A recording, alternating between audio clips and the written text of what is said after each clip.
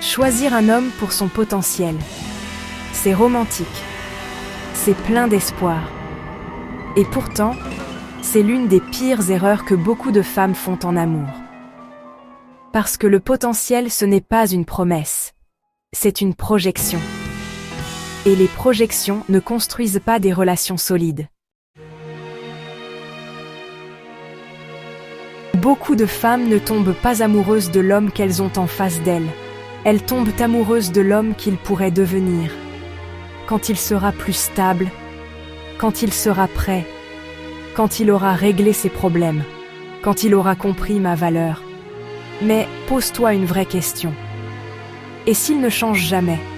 Parce que la vérité, c'est que le potentiel n'est pas un engagement. Ce n'est pas un effort. Ce n'est pas une action. C'est juste une idée. Pourquoi c'est si dangereux? Choisir un homme pour son potentiel, c'est accepter des promesses sans acte, des excuses à répétition, une relation en pause permanente et surtout, une attente interminable. Tu deviens patiente, compréhensive, tolérante.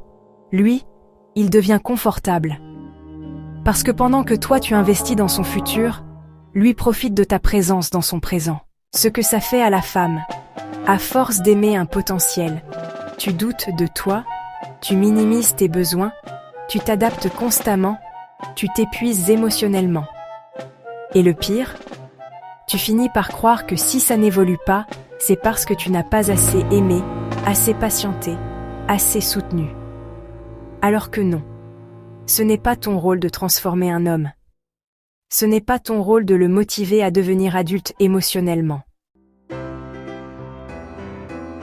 Un homme qui veut construire, construit. Un homme qui veut s'engager, s'engage. Un homme qui te choisit, n'attend pas d'être prêt pendant des années. L'amour sain ne te met pas en attente. Il te rencontre là où tu es, pas dans un futur hypothétique. Choisis un homme pour ce qu'il est, pas pour ce que tu espères qu'il devienne. Pour ses actes, pour sa constance, pour sa capacité à te choisir maintenant. Parce qu'une femme qui se respecte n'investit pas dans des promesses floues.